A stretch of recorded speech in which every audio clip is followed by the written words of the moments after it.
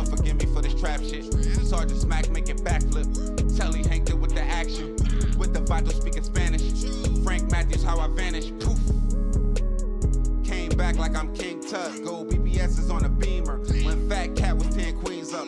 Ball off the profit, not the re-up. Fly like Puerto Rican Jesus. Uptown like I'm Baby May. Just caught a touchdown from the bay.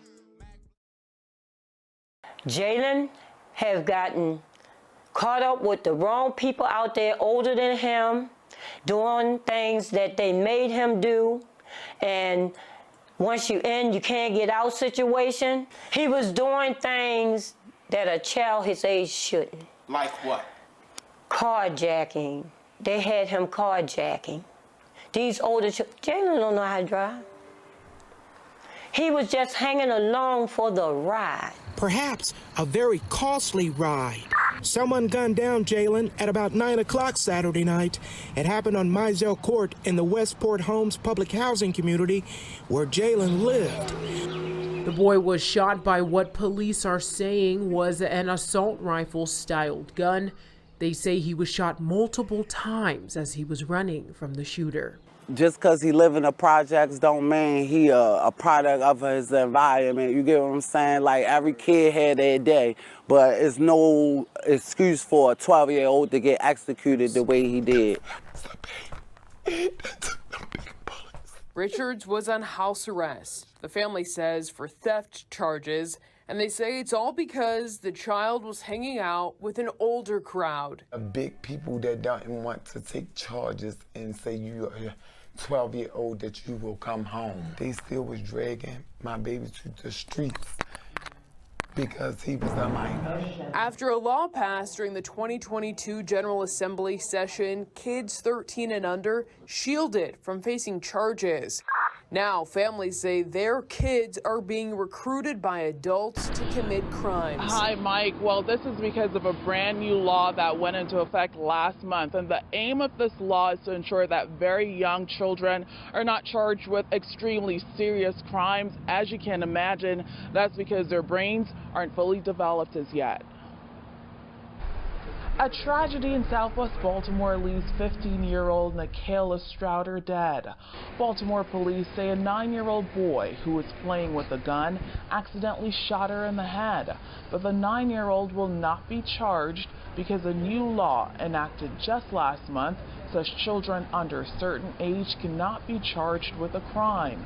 Senator Jill Carter sponsored that bill. There is an overwhelming amount of research and data that has revealed that prosecuting children at very young ages is counterproductive, that it often causes them way more trauma and doesn't, in the end result, keep the public any safer. As Maryland law stands right now, a child under 10 cannot be charged at all with a crime, not in juvenile or adult court. At 13 years old, a child cannot be charged with a crime in adult court, but they could be charged as a juvenile. 14 and 15-year-olds could be charged in adult court for more serious crimes like rape and first-degree murder. And for teens 16 and older, they can automatically be charged as adults when the crime is more serious. Police believe the gun belonged to the 9-year-old's relative, and that person worked as an armed security guard. Maryland lawmakers have repeatedly tried to pass laws that will encourage gun owners to lock up guns so that kids won't get to them. If that weapon is left in essentially, loaded and unsecured, and a child is in your house and you're aware of it, then you can be charged with this offense. And you just heard it there. This adult could be charged with a crime if the investigation determines that they did not properly put away that loaded gun. Live at 5, Joy Burnett for WJ. It's not just the family of Jaylen Richards. Patty Hawkins moved her son out of Baltimore because she says he was facing pressures from adults in the city. It's easier to have children sell drugs for you than you to get a charge yourself to sell drugs. For me to know that my son was struggling with keeping himself out of a gang and didn't know how to communicate with me, that really hurt. Yo, what up though? Shay's Popalot. reporting live from the jungle. Our GPS is set to Maryland. This is a South Baltimore situation. I'm gonna need everybody from the city to head downstairs to the comment box and let me know what block y'all talking about. Now, today I'm gonna be telling you guys the story of a 6th grader by the name of Jaylen Richards from the Westport Homes housing projects in South Baltimore, which is nothing short of a ghetto tragedy.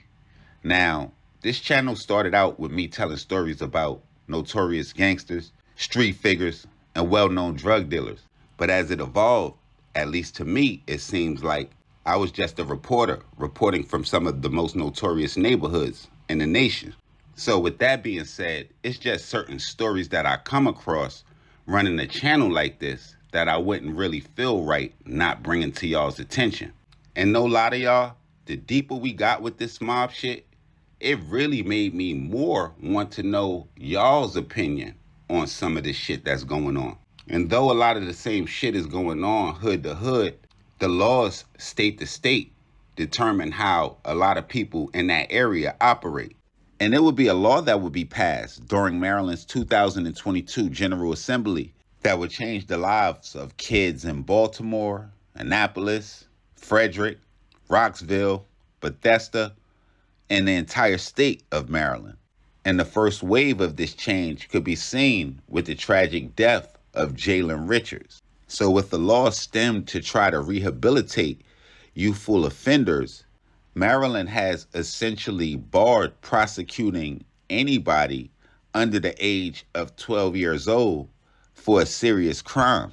And for us that go back with this street shit, we know all too well the exploits that went down in Detroit, Michigan in the late 1970s and the early 1980s with YBI, or Young Boys Incorporated. And with the death of Jaylen Richards, who was the 9th child killed in Baltimore at the time of his death, forces me to ask the question, how many of those deaths came at the hands of adults pointing kids in the wrong direction? And even a better question, how many kids are being pointed in the wrong direction by adults now? And with the change of this law, who knows where that number is going to go? Where in the case of Jaylen Richards, his grandmother would say they would have him doing things like armed robberies and committing carjackings. And for any of my guys that's tuned in and could hone back and remember exactly what it was like when you was in the 6th grade or at 12 years old, or in my case, where you might have got held back and been 13 in the 6th grade, but that's neither here or there. But at that age, you're at the most impressionable time in your life. And depending on who the older people are around you and what they're doing, sometimes what they say could be law. And by all accounts, that was the case with the very impressionable Jaylen Richards, who was said to be on house arrest for previous run-ins with the law on Saturday, April 15th, 2023, when he would be in his Westport community when an unknown suspect would chase and gun him down. Now, part of me really want to go into detail about the shooting, but no matter how detailed it get or I go, it would never make some shit like this right. But that's just me. So a lot of times, that's why I come to y'all, because some people would say they look to mob ties for perspective, but a lot of times we are looking to the audience for a perspective. And one episode that really stands out that kind of showed me where the lines in the sand was for certain topics is going to be the episode that we did on Pierre Stokes, or Pierre Get Back Stokes, and the death of his 9-year-old son, Tyshawn Lee, where I was asking about the rules and the codes of beef. And just like we had people pop in the comment box and explain like, oh, it's still no old people, no women, no children. We had just as many people saying that if you go into war with rules, you already lost the war. So I kind of almost see a parallel question with this Jaylen Richards story. Now, had you been the person that been carjacked for your SRT charger by this 12-year-old, what is the right course of action?